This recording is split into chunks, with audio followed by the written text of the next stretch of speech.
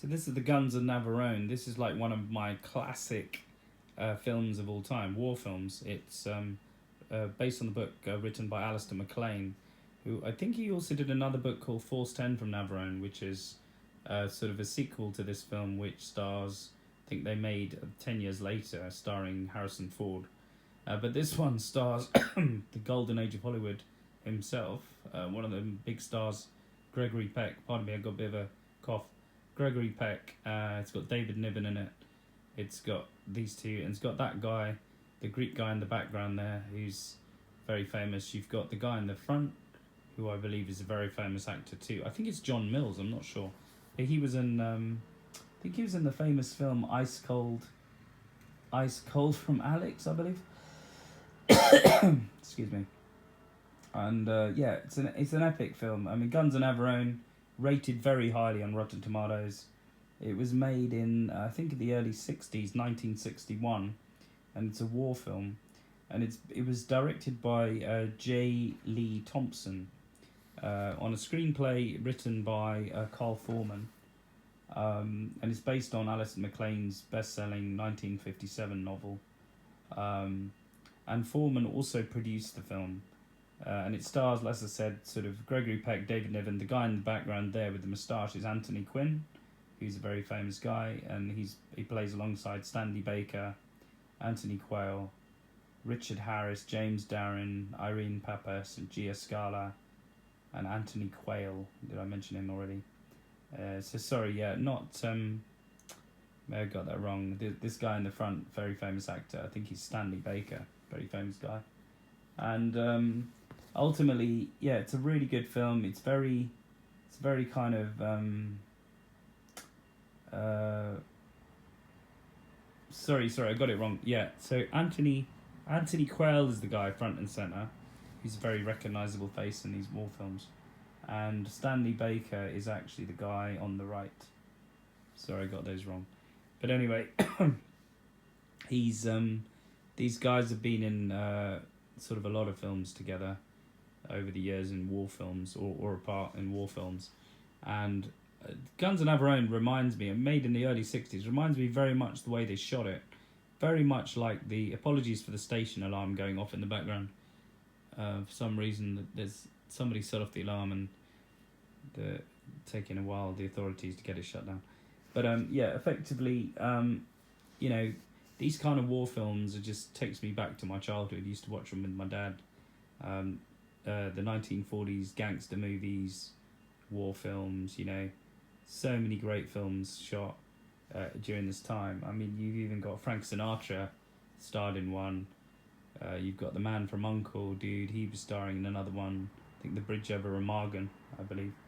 And, you know, a lot of famous actors have all starred in, you know, these kind of espionage style, Nazi, World War II, kind of World War One films.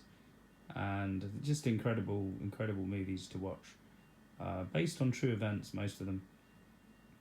And it's about a task force of commandos who are sort of brought together, and they have to take down a special elite unit. They have to take down these two large German sort of guns that are sort of covering the way into Crete and Greece, effectively, where you have a big issue.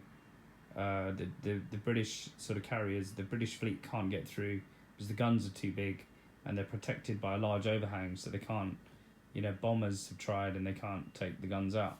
So instead, an elite unit has to kind of go in and take down the stronghold, and it's a very arduous, perilous journey, and you know, all sorts of things happen along the way. But what I would say, it's very kind of, it's almost like a thriller. You don't really know what's going to happen. There's an element of mystery to it.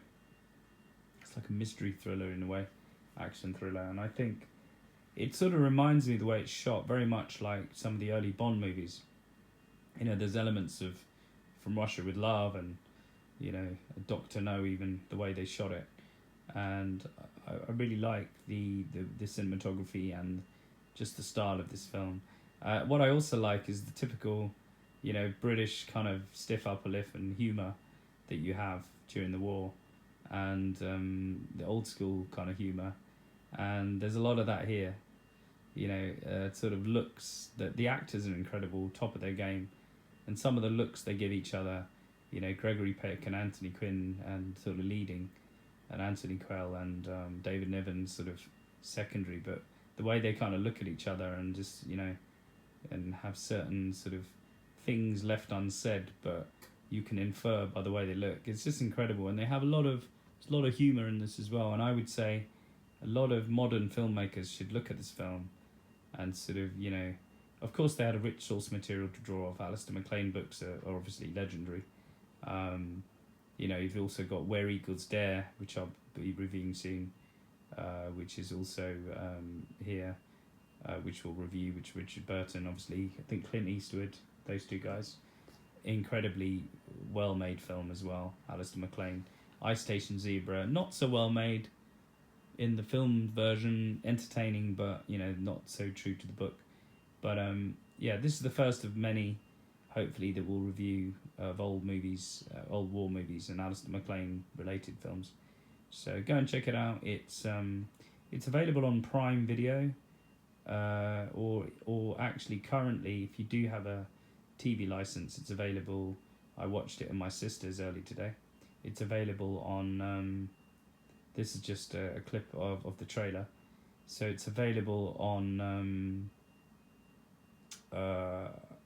What's it available on? Oh yeah, I think it was. I believe it's on BBC Two today. So if you did sort of BBC iPlayer catch up, you'd probably be able to get this. The reason I wanted to watch it is I wanted to watch the sequel, which I believe is on ITVX. It's an ITV player that you can catch up and watch later. So we'll probably watch that tomorrow, or later today. And so this is Guns of Navarone, the legendary war film, legendary cast.